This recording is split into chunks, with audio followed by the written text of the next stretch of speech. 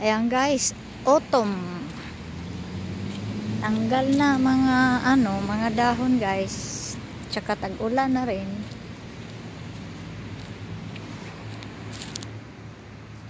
Autumn.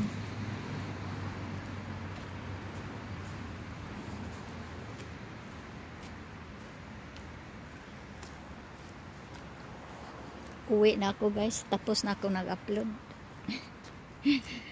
Ay ginoo ko. No, galing ako doon sa guys. Sa may kausap akong babae, tapos nagpunta ng supermarket. Ito pa uwi na.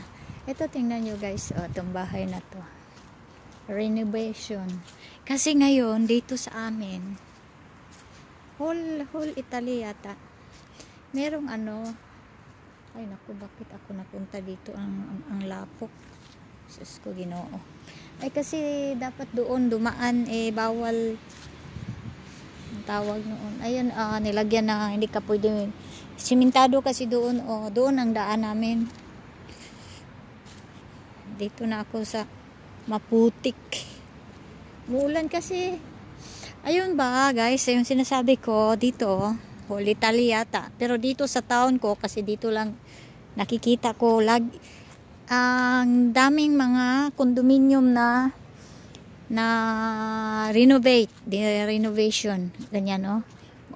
At saka gaganda guys. Ang ganda-ganda pagkatapos. Merong isang condominium doon na tawag nito, very ugly. Very ugly. Naku, nung natapos na, kasi yun, condominium na yun ay parang hindi mamahalin ba. Naku, ngayon natapos na guys. Pinakamaganda na tingnan. Parang na. Kasi dito nga, sinabi ko sa iyo, dito sa amin, ang government nagbigay ng parang anong tawag noon? Yung may offer ba na sino yung magpa-renovate ng nila para gumanda ba ang mga bahay, mga condominium. Sino magpa-renovate, merong discount. Discount. Hindi ko lang alam paano sabihin. May discount. Ibig sabihin na limbawa, ang babayaran ng may-ari nitong condominium na to, kasi dito sa laki-laki niyan, ilan ang may-ari diyan, ilang bahay yan, ang babayaran limbawa 25%, ang 75% ang government. Yan, parang insentibo ang tawag dito sa amin, parang ay sige, gawin natin, i-renovate. Kaya biro mo, hindi 100% bayaran mo. Ang government magbayad ng 75%. Halimbawa, no? Pero ang percent na tunay, hindi ko alam. Basta ganun. Example lang itong 75. 25 sa may-ari, 25 sa government. Example lang yan kasi hindi ko naman to nabasa ng maigi doon sa rules and regulation. Ayun. Yun, may kani guys, may aso ba. Kaya ito, renovate. Yung amin namang condominium, hindi daw mapasali sa ganyang tawag nito, ganitong mga incentive ng government ba, itong mga Jesus ko Ginoo, ang laki ng aso. Tingnan nyo guys, pag siamo sicuri questo non mi mangia, no?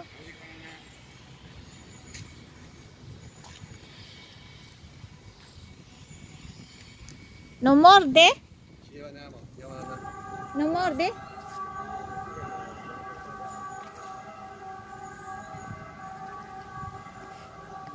Laki ng aso guys, sumalubong sa akin Kasi 2 beses na akong kinagat ng aso. To. 2 beses na akong kinagat ng aso, malaki. Sinabi ko na sa unang video ko noon. German Shepherd. At saka yung pangalawa, hindi ko alam ang ratsa nung pangalawa. Basta pag tumayo yung pangalawa, kasing tangkad ko. Mas matangkad pa yata sa akin. Kinagat ako last year. 2022. Kaya nga, ngayon naman merong isa doon. Pero parang hindi nangangagat. Ano lang, tumatakbo-takbo sa... Kaya tinanong ko sa may-ari. Hindi daw.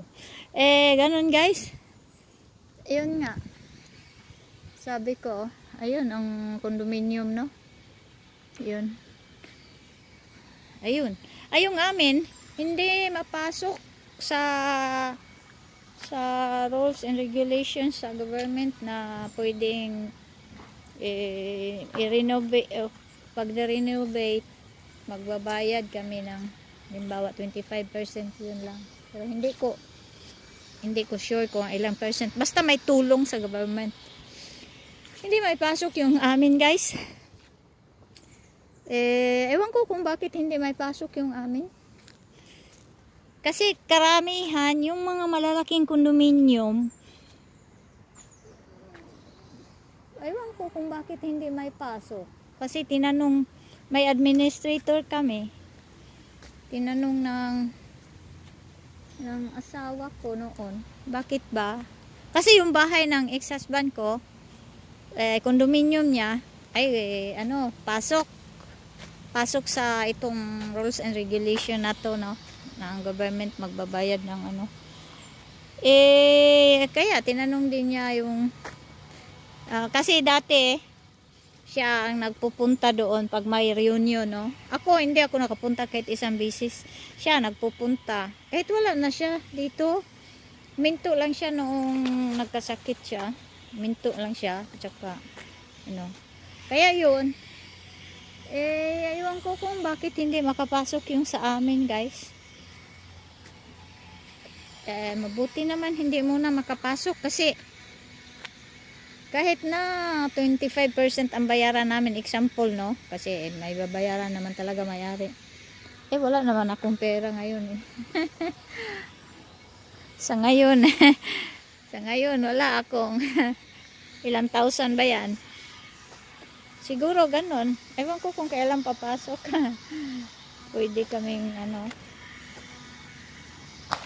guys. Gumaganda na mga dito. Yung, lalo na yung mga, ang inuuna yung mga bad, ugly ba? Ugly na mga condominium. Katulad ng condominium ng asawa ko, ex-husband ko. Ugly na tingnan Nako, ngayon ay ganda-ganda na. Tulad yung nakita ko doon, very ugly. Ay, gumaganda-ganda na. Yun, siguro, ayun, hindi ko alam kung bakit hindi papasok yung amin. Hindi makasali ba? Hindi makasali sa mga ito. Ayun. Ilang na ba ito guys? Dito yung tennis club guys. May tennis ko. Meron na yata akong video noon. Ito, mahaba na condominium. Ito din, hindi makapasok yan. Kasi, magaganda. Magaganda. Tsaka hindi nila ipapaayos yan dahil forever na yan ganyan. Kailan pa yan masira. Ito, tennis club. Dito.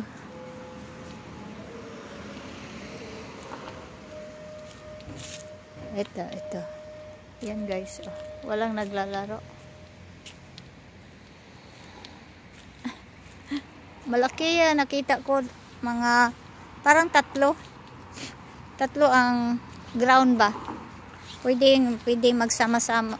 Tatlo ang maglaro. Tatlo ang playground ang tawag noon. Ground. Basta ground.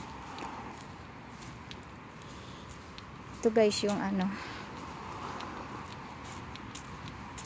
Ito ang entrance nila. Yan. Ay, bukas dati close nung dumaan ako. Ay, bukas eh.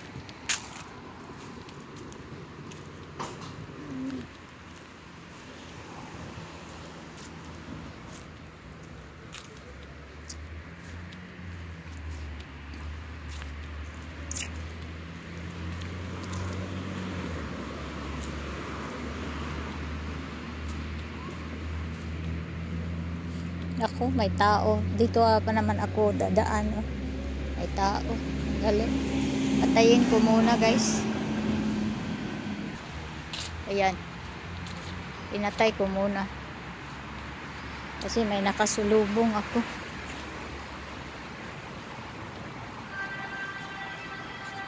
Dinig nyo, guys, kung ano yun. Bombero. Malapit ako sa bahay ko. Bombero. Ayan o. Mahabang kondominium ganyan o. Ilan ba yan? 1, 2, 3, 4, 5. Mga ganyan. 6, 7. Ganyan.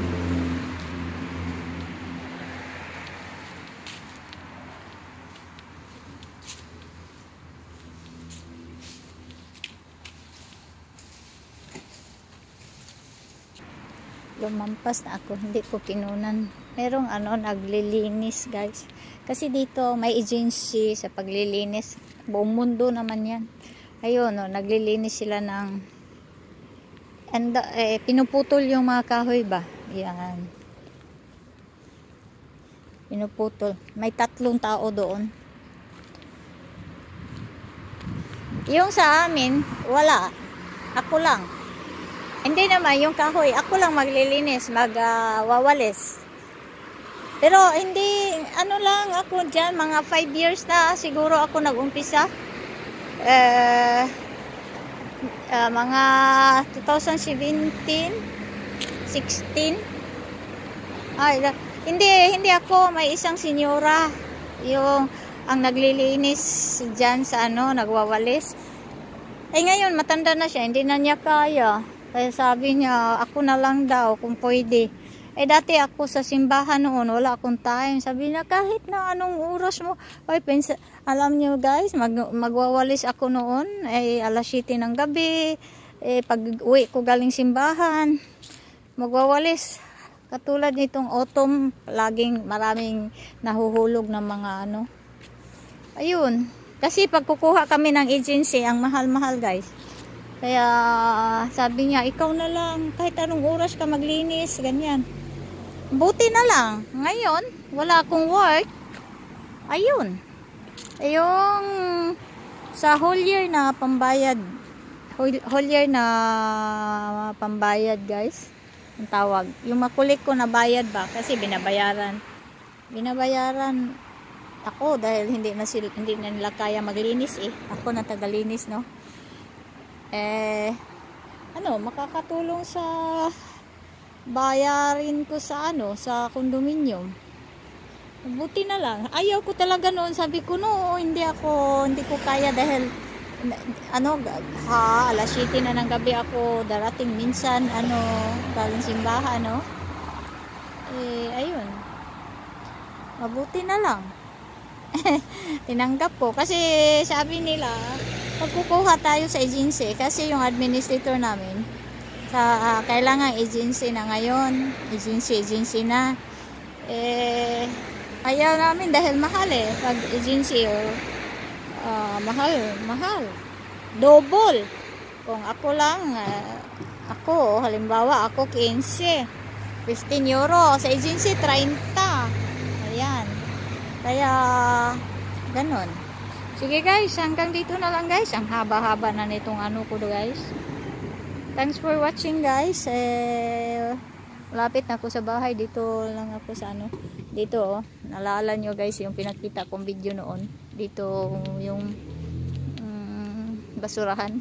Hanggang dito na lang guys. Thanks for watching. Bye bye. Salamat po.